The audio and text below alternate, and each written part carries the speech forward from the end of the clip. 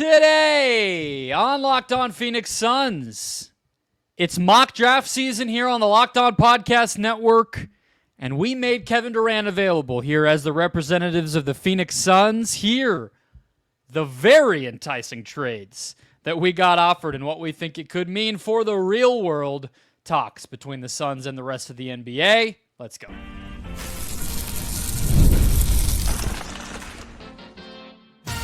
You are Locked On Suns, your daily Phoenix Suns podcast, part of the Locked On Podcast Network, your team every day. Welcome back into Locked On Suns. I'm Brendon Kleen, a staff writer at Awful Announcing and a credentialed Suns media member. Thank you for making Locked On Suns your first listen here on this Memorial Day Monday. Don't forget Locked On Suns, free and available on all platforms, including YouTube. Just click that follow or subscribe button. Do what thousands of other Suns fans have already done. Become an everydayer and get locked on to the Phoenix Suns right here each and every day. We've got 3 different news items to hit. Devin Booker, the coaching search, and we'll start with Kevin Durant joining me to do it as always from the Wild West Valley, my fellow Suns credentialed media member. How are we feeling, Ben Garcia? Good. Obviously, remembrance of those who have paid the ultimate price in Memorial Day, and very thank you to our veterans out there that probably watched this show as well. We are thinking of everyone, and we are more than grateful for you. So I'm in a great chipper mood this morning on this beautiful Memorial Day, Brendon. There we go. We've got a lot to dig into, so I echo your sentiments. Happy Memorial Day to everybody, but let's dive in. We are doing, as we always do, every single year, and I'm sure I've talked about it, the everydayers will remember from previous summers, a mock draft exercise on the podcast network here on the Locked On NBA channel, where all the hosts basically do the first round of the draft. And in previous seasons, sometimes it's been a little more interesting given that the Suns have had a much higher pick or, been in the mix a little bit more. But in this case, Ben and I, obviously our main order of business is to see what the Kevin Durant market is going to be like. And we did just that. I put in our group message, hey, KD's available, send your offers in.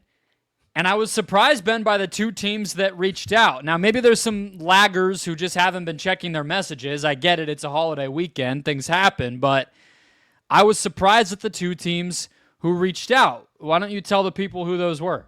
Yeah, the Miami Heat, and which isn't really that shocking to you and I. You and I both leaned pretty favorably on what the Heat could but give not up on a Kevin lot Durant. of the Shams' list that he reported No. Even what Gambo has said. Miami is like one of those where you and I think some fans are looking at it like, well, why wouldn't they be interested? But they haven't been popping up. But not as confusing or surprising as the other team, which was the Denver Nuggets, Brendon, who you sent me a screenshot of a message and just a couple of thinking emojis. And I'm like, wait a second, what? The people in our comment sections are telling us that you're not getting anything for Kevin Durant. And man, both of these teams gave me a little bit of life of oh my gosh, maybe the market's more robust than I think because these are guys that cover this team. They're at the games. It's not just Joe Schmo on his YouTube channel making up things. Why don't you tell us what those were? Yeah, well, I would agree with you. I think that was the first exciting thing. And obviously, look, none of these people are in the front offices of these teams. It's not exactly like a predictor. But I think that one of the cool things we have as a network is that we do have people who are very, very, very plugged in. Not like they're necessarily insiders, but they do a show like we do every single day on all of the ins and outs of each team. And so they're at least going to be a good gauge of whether a team is going to be interested in doing something like a KD trade and how aggressive they might be. And the fact that we got 2 aggressive offers right away, I do think bodes well when you're just looking at what's the market actually going to be for KD? Are there really going to be enough teams to generate a bidding war and actually jack up the price here? And I think, to me, this exercise shows that very well could be there. The Nuggets offer, right off the bat, Ben, was Michael Porter Jr., which we obviously talked about, Zeke Naji, which we obviously talked about. That's kind of the money side that really they have to include those 2 guys to even get close enough to make the deal happen. Dario Saric, which doesn't necessarily have to be in there, but he makes $5 million. He has a player option for next season. I can understand why they would want to get off of that, and I understand why it's the easiest piece to put in to keep getting closer and closer to the $50+ million that KD makes. But then here's the real assets for it in the deal, Ben. A 2031 first rounder, top 4 protected, and then pick swaps in 2030 and 2032. Now, he did want Oso back, and I kind of get that, actually. Oso is a pretty fun. He's kind of like what Zeke Naji should have been. Like, straight up, those guys are pretty interesting comps, and he's going to fit well next to Jokic. But who cares, right? Because Christian Braun is the last part of this, and I think you and I had like almost glossed over Braun. Like, yeah, it's probably going to have to be more of like the Watson or Strother or somebody like that because Braun is just already in their starting lineup. Like, he's already a key piece. So when I saw that in the very first offer, I was like, I don't even know how much more I need to negotiate, at least with the Denver side of it. And you did. You still negotiated a little bit of the Denver side of it. Yeah, I tried, but he didn't really budge on it. You messaged me something like, oh, I'm trying to see if I get another player. And I was like, another player? What are you doing? Are you trying to please Matt Ishbia, see if they got an MSU guy on the staff that you're trying to bring over? If you can get, like, I mean, forget about you basically, so people have to remember, we're in 2025. 6 years from now, Jokic is either not on the Nuggets or he's not very good. I think he's 31 now. So he's 31, he'll be 36 at that point. Mm-hmm. Probably not the same player. Nuggets probably aren't the same team. You have an unprotected pick. Should say. Yeah. So unprotected pick for 2031, I think it was you said. Yep. And then pick swaps of 30 and 32. Those could also be insanely valuable later on down the line. So forget those. You get Christian Braun in a deal. I mean, I don't really care what else you're getting after that. That is, I think Bobby Marks said this week that Braun could get $30 million in restricted free or in an extension this year. Like that tells you everything you need to know. I feel like, so here's where he came down, where Ryan Blackburn from Locked On Nuggets came down. He said, given that KD is probably a short-term addition, I don't think Denver can sell the entire farm for him. So call it the 3 players above, which is MPJ, Najee, and Saric for the money. The 31 first, 2 swaps, and then one of the 3 of Braun, Watson, Strother. That's kind of how he laid it out, and he wasn't willing to go really willing to go much further than that. He wasn't going to include any multiple players. So a couple clarifications though here before we get to the other one in Miami. One, you get that far out and pick swaps actually become kind of hard because the Suns, I don't remember the situation with their 2030 pick. I think it's one of the ones that they split up a bunch of ways with Memphis, Orlando, and Washington, so that's a little hard to trade. And then same thing, 2032, their pick is technically frozen, so I'm not even sure if they're allowed to trade swaps.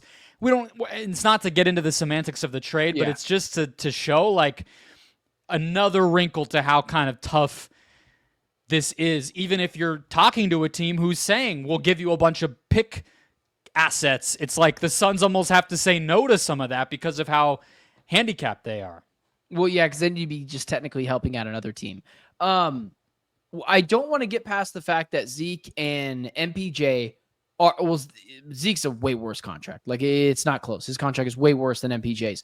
But MPJ's contract, I know it's bad, but the Suns could use him. He's still a fine shooter. Yeah, he would start. Well.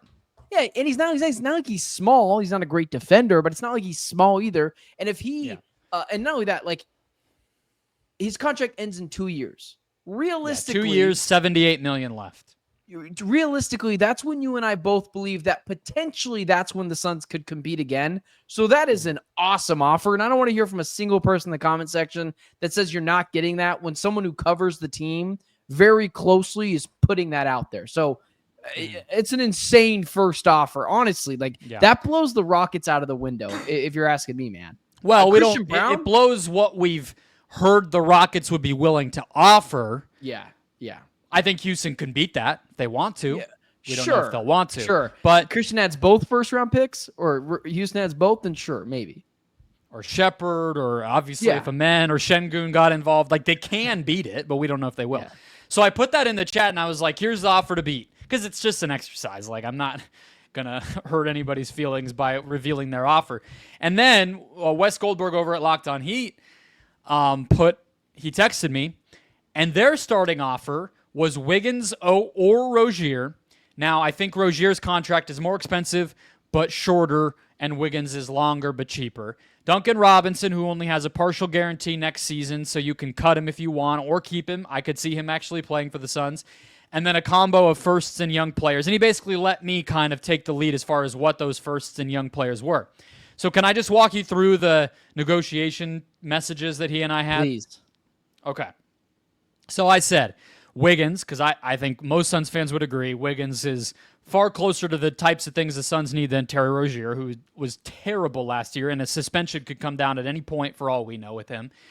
Robinson has to be in there. And then I said, as every everydayer will not be surprised to hear, Kel'el Ware. And then I said 2030 unprotected first-round pick and swaps in 29 and 31. Now, again, I'm not actually the Suns can't swap their 2031 pick because they don't have it, but whatever. Then he said Hawkes instead of Ware, and we'll throw in the 20th pick that they have this summer, which I think is Golden State's. And I said, trying to convince him to get rid of Ware, blah, blah, blah. I said no on Jaime. He said, I'd rather play Ware, Bam, and KD together. I said, okay, we'll take one of the swaps out, and you put Ware in. He tried to get me to bite on Nikola Jovic, who's actually pretty solid, but not the centerpiece of a Kevin Durant trade by any means. I was like, sure, we'll take him in place of one of the other swaps. And he was like, we're not on the same page here. And then he goes, okay, Wiggins, Robinson, Ware, 2030 pick, and no swaps. And I said, all right, then give me Jovic. He said, can't do it. I would have zero big man depth behind KD and Bam. And I said, then let's add in the 2029 swap. That Denver offer had 3 assets in terms of the draft. This one only has 1. You gotta give me more there, whatever. And he said, fine, deal. Wiggins, Robinson, Ware, 2030 pick, and 2029 swap. I would call that in before Pat Riley thinks better of it and realizes that that's giving up maybe more than he should. I love that. If the Suns got that package, I would be back in a heartbeat. Oh, I really respect what Wes does too, Brendon. I was kind of surprised you were able to get that much. Again, Wiggins is not the player he used to be, but still he's a bigger, small forward. He's not super old. And who knows? Maybe he does have a little bit of a renaissance here. Duncan Robinson provides some shooting and a little bit of depth. No, he's not exactly what you want, but you get Ware and a first-round pick. I'm in. Throw that trade. Like, if I'm picking between the two, it's really close, but I just like the upside of Ware, whereas I think Brown is probably closer to what he is now. And if that's the case, I would take that Heat one, but forget that part. I would love to know what you thought too is what you would take. Yeah. But I would just also say, like, it's made you feel better, right, about KD's market, right? Oh, easily. I think if the Suns get offers that are anywhere in that ballpark, everybody in the Valley is going to feel better about the team next year and in the future. Because, Wiggins makes $10 million less in each of the next 2 seasons than Porter Jr., and he might be better in some ways, But he's also still a 6'8" wing who will start for the Suns. He's a good stopgap to get you bigger and get you more in the direction of the modern NBA. Then you get Ware, a center of the future, a guy that came up on our list last week when Jake Fisher reported that the Suns were looking for a 5. And you get a couple of picks. If Duncan Robinson plays, who cares? That's not really part of it, right? Like, he only has 1 year left on his contract anyway, and he's 30, so he's not really a big part of this. But 2 draft assets, both unprotected. One is a pick outright, and one of them is a swap opportunity with the Cleveland pick that the Suns have in 2029.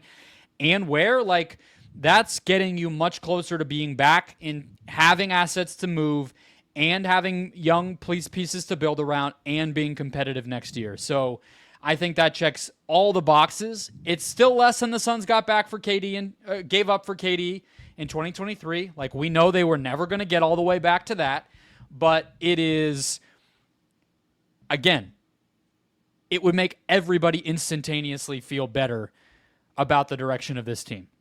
So we'll see. We're keeping this exercise going all the way through the first round. Maybe more offers will come in. That one obviously doesn't even include draft night assets, so it's not even really related to the mock draft, but definitely interesting temperature check on the other hosts who cover these teams day to day on what they're thinking.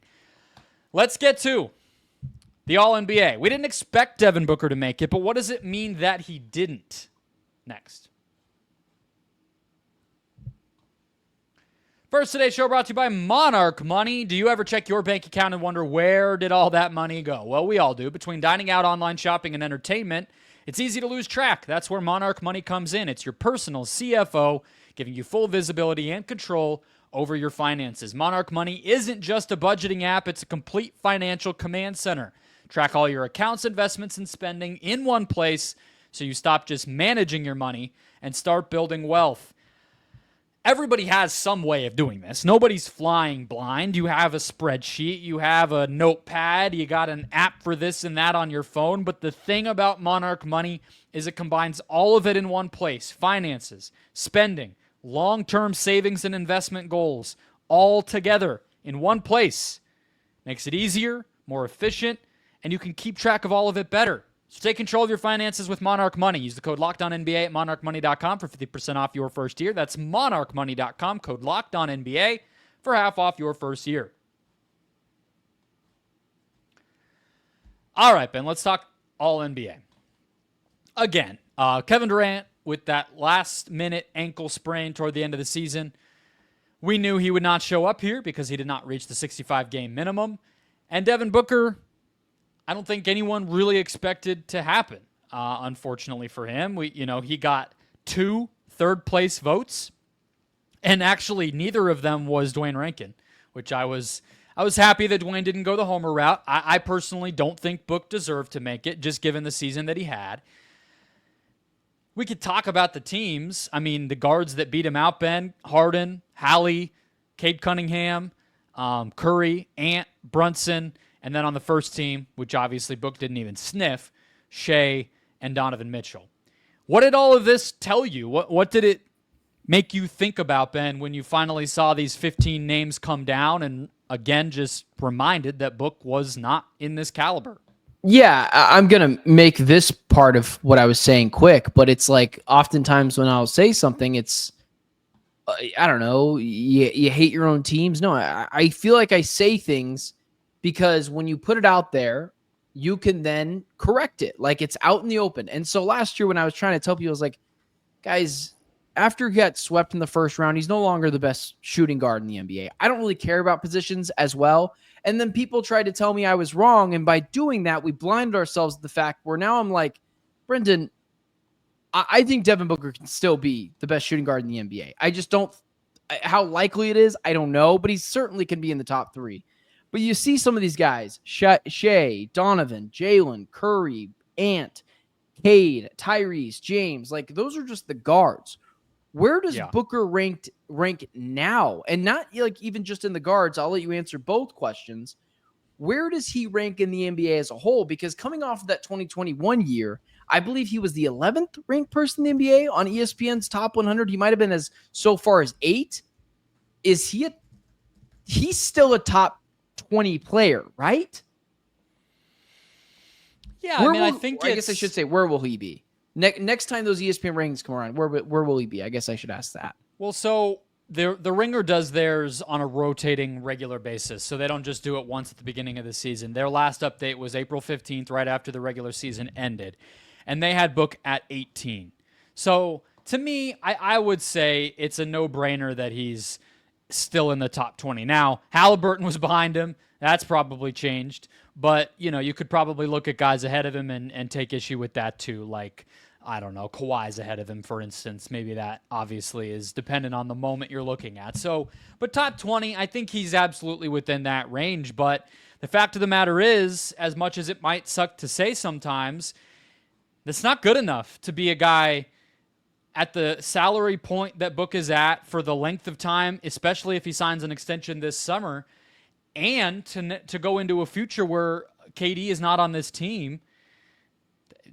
The 20th best player in the league is not getting you much. You know what I mean? Like, we've seen in the regular season, Jimmy Butler's the guy 2 places behind Book. I know it's age-related, but we've seen what happens when Jimmy Butler's the best player on your team in the regular season. You're barely above 500. If you're the 20th best guy in the regular season in the NBA, it's not that great. So how can Booker get back higher than that? To me, I think yes. I think it's absolutely within reach. I think a lot of this stuff just varies season to season.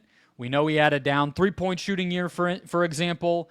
If he can ever be in a better defensive environment again and have that be less of a weakness, the way that we saw when Jay Crowder and Mikal Bridges and engaged DeAndre Ayton were still here, I think that would go a long way.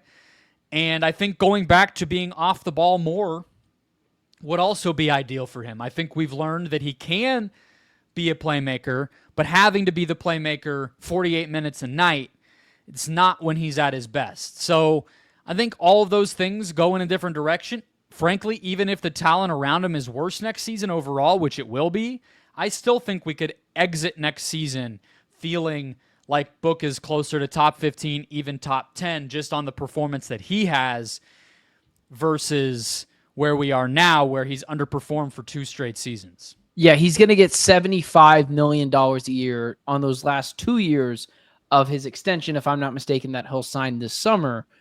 I guess what I would ask you, Brendon, is I think at one point on that one list, I think he might have been 8. Will Booker ever be a top 10 basketball player in the NBA again? Or I guess, well, can I just he said be? I think he can forget do that. it. Sorry. No, I thought you said he's closer to 50. I think you said closer to 15. I said, how can he get better back to top 15, top 10? Oh, okay. And I think that's the way to do it. Okay. I mean, okay. Look, like this stuff changes every single season. It does. Like, it does. So the idea, why could he not? He's done it before. He's only 28. What would make him not be able to do that again? I mean, this year you look, it's like outside of the top 6, I would say the top 7 is pretty locked into place. But then after that, I mean, locked into place as far as I can tell, but Steph's in that, and Steph's going to fall off at some point. But after that, it's like LeBron, Donovan Mitchell, Jalen Brunson, even KD, Mobley, AD. Those guys fluctuate every single season. I don't look at those guys as they're for different reasons, of course, but I don't look at those dudes and say they're surefire dominating the NBA every single season. I could easily imagine Book rising above those, and I already mentioned Kawhi as another one. So, yeah, I mean, I think top 10 is not that hard to do for a guy we've already seen be there. To me, the question with Book is always, will he ever get back to being higher than that?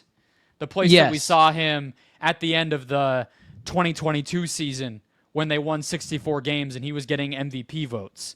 The guy that we saw him be in the 2023 postseason, I mean, where he was putting up historic numbers and single-handedly winning games next to relatively inefficient KD, who was still getting his sea legs in the Valley. That's the thing to me that I wonder. Could easily imagine him making All-NBA and being a top 10 guy as soon as next season or the season after that while he's still in his prime. I wonder if he can get back to that level where people were like, oh, he's better than Tatum. He's better than, Ant. Yeah. He's one of the best dudes in the entire NBA. That one feels a little harder to get back to. Yeah, because I think this is a great place for Devin Booker to be. Because after the past couple of seasons where we've celebrated him and people are still looking back on the 2021 team and the 2022 team where it all went wrong or how great he was in 2023, I think Booker did need to be slapped down a peg or two. I think he needed to be held. I think there needed to be consequences for him not shooting the 3-ball very well this year and being a just bad defender. Because I know those are two things that Devin Booker are not awful at. He can be a decent to good 3-point shooter, and he can be a decent defender. He won't be just a liability defensively like he was at times this year. I think this is exactly where Booker needs to be. I think he needs to be slapped down a couple of pegs and go into that Kobe-esque mentality of just bleep you mode. And I'm going to carry these group of misfits next year, whoever it is in the Kevin Durant trade, and maybe even Bradley Beal and another year of Nick Richards. And he says, I'm just going to take this team to the playoffs on my own. I'm just going to make them a 6 seed. there is something to motivation, and there are some players that don't answer that bell, and there are some players that do. So I think Booker is a great place for him to be, and I do expect him to bounce back and be an all-NBA player next year. Third, second team, most likely, probably more third than second, but I know it's in there. Last year is not who Booker was. The previous 4 years were. So I think it's a good place for him to be, man. I think a little bit of humble pie can go a long way because I know he's not Ayton. It's not just going to go in one ear and out the other. He'll deliver with it. So that was my point with it. It just, we never talked about Mitchell being better than Booker or Brunson or Halliburton or Cunningham. And now we're talking about James Harden getting votes over him. And like, no one actually believes that. And so next year, I think he'll answer the bell. It's just, that one's, some of it is always going to be team success. Voters are going to reward the guys whose teams win. I don't think anybody thinks Harden's better than Booker in a vacuum, but that's going to be another thing though that he's fighting against in terms of the award stuff next season. Is, for all we know, the team probably win-loss wise is going to be right around where they were last year, and they're going to be getting even less attention for it because nobody's going to have expectations for them. So maybe that can help him if he surprises people, but it also is just they're going to be in the spotlight less. So he's going to have to really show everybody, not just, oh, they're on national TV and Book played great. Cool. That tracks. It's going to have to be demanding that attention with his play. Let's get to the latest updates on the coaching search. Finalists coming soon. We'll get there next.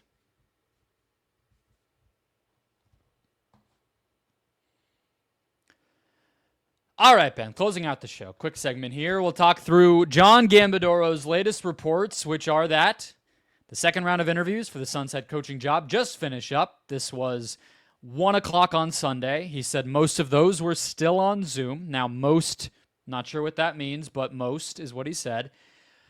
And then he continued that in the next day or two, finalists will be told who they are, and in-person meetings will be scheduled. So the first thing I think on this is that you and I had kind of wondered, like, what do all these rounds mean, right? But I think that's coming into clarity, at least for me, because the first round, I think, tracked with what Brian Gregory and Matt Ishbia both told us that they wanted to do. Heck, even James Jones told us he wanted to do, which is cast a wide net, hire a bunch of, or interview, I should say, a bunch of people who might not fully be ready for the job, or, you know, in the case of like a David Fizdale, maybe you're not really expecting to hire that person, but just hear from as many people as you possibly can. I think the second round was like, okay, we could see ourselves hiring any of you. It's still on Zoom. Some of these guys are still coaching in the playoffs, like Mike Nori. But, and I think probably at the time, Jordan Ott was still coaching. But we could see it. And then now, whatever these last 3 to 4 names, which is what Gambo has told us it's going to be, Ben, these are guys where it's like the job could go to any of them. And Gambo's only been able to whittle it down with his reporting to 5 names. So that to me feels like that might just be the list of finalists, but it almost feels like anybody's ball game still. And it'll be maybe Matt Ishbia comes to Phoenix this week. Obviously Gregory, I would imagine some other people, Bartelstein, and maybe even beyond that will be in the building, be in the room, I should say. And it's crunch time. It's who do we really like on a person-to-person level? So I think this process has been solid, and I do kind of get the way they've approached it, and I feel like handling it this way and waiting until now for it to be face-to-face, like, am I wrong to say it feels like they've gone in with a pretty blank slate and they're just going to hire who they think is best? Like, I kind of like that. That seems to be what's going on. Would totally agree with you. Also, another thing is like that doesn't get talked about a lot. He just fired 3 coaches in 3 years. Can you do your homework this time so at least this next one lasts longer than a year? Like, get to know these guys. Bring them in. Have a Zoom meeting with them. Meet with them 3 or 4 times. You pointed this out to me. I don't know why I didn't think about this, but the Suns are the only team with a head coaching vacancy. It's not like you're speeding up to beat anyone else. And if you need to wait longer because you need to meet with Mike Nori in person, but you can't right now because he's in the middle of a series in Minneapolis that's taking place in Game 4 tomorrow, or whoever it is. Like, Bliss, do that. That was the other one I didn't remember. Bliss is in Gambo's top 5, and he's still coaching in that same series, obviously, with OKC. And I would guess that this is like 2 wild cards from Gambo's reporting: Micah Norris, Sean Sweeney, Jordan Knott, Chris Quinn, Dave Bliss. Those are his favorites. I'm assuming 3 of the 5 guys on this list are going to move on to finalist roles. And if they have to wait another week for guys to get out, like, spend time knowing these guys. Don't just go out and win the headline with Budenholzer or Frank Vogel. Like, get to know people. And like that, this is the process that I have felt very fine about. I know people have pointed out the Jordan Knott thing. Not worried about it, given the fact that he is qualified for the job. And I think people should see it that way too.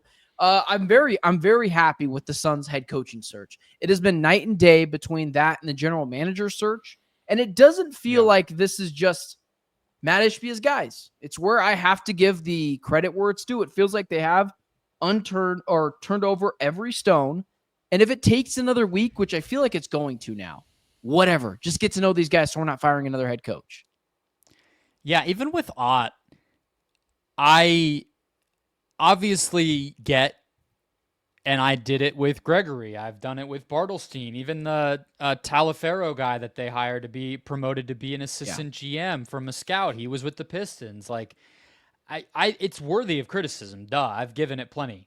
But Ott didn't work with Ishbia or Gregory at Michigan State. So at that point, the only connection is understandably just like a sense of comfort and trust that Ishbia and Gregory would have with somebody who had passed that program. And I guess like Tom Izzo's blessing or something. But like at that point, we're really not talking about anything that's super different from how all of the world does business. Yep. Do you know somebody? Yep. Do you know somebody who knows somebody? Are they well regarded? You know, it's like, I don't really have that big of a... Now, if this was a guy who worked at MSU and then was like an assistant to Gregory at Dayton, all right. I would be a little more nervous that it's just like homerism a little bit. But anyway, I think, I'm looking at the Timberwolves Thunder schedule. I wonder if that one might have to be something where Ishbia, being in Michigan, flies to Minneapolis and Gregory meets him there or something, because they're every other day this whole week. And unless the Suns want to, unless they're just waiting for Micah Norrie, which maybe they will, who knows, they're not going to necessarily have an opportunity to, there's not like a big gap is what I'm saying, right? And then like after Friday, it's game 7. I don't think Norrie's going to want to be distracted and going to meet and look into his future ahead of the biggest, game of their season by far. So I don't know. That is kind of a wild card here of like, how much do they like Norrie and how long are they willing to wait to go and make that interview in person happen? I do think they got to make a hire this week though, because the NBA draft isn't exactly a month. So I kind of would want him to get in there and start building a staff and start scouting guys. Like, not to mention that we've heard that they want to hire the coach, and that might affect what they do with Durant. I mean, I don't know if that's true. That might just be posturing, but like, I'm sure it does a little bit. Yeah, they at least gotta get him. Just gotta ask him in contact with Book and KD, right? So yeah, you can't wait too much longer. I'm sorry, I don't mean to ask this question, but I think this is a great question. Do you think part of the interview process is what would you do with KD? Do you think part of it is would you think it's smart to move on, or do you think you could win with him now? I mean, I don't know. Because that is kind of I remember that we should I'm trying to look it up here. There was a article there. Part of the video when Chris Haynes broke the news about the finalists, or like the second round, he had talked about the things that the Suns are looking for. Here, I pulled it up. Number 1, they want the next coach to be a program builder in terms of, leadership and culture and things like that. Number 2, they want a philosophy that aligns with ownership, particularly somebody who at least has experience crafting a defensive game plan, even if they're not defensive guys. They've done that. Number 4, younger. Number 5, connecting with the stars. So that part of it, He said having a coach to come in who may have a strong relationship with Kevin Durant or may hit it off with the big three guys, that's going to be key to seeing what's going to be next from a transactional standpoint. So Chris Haynes seems to think it will.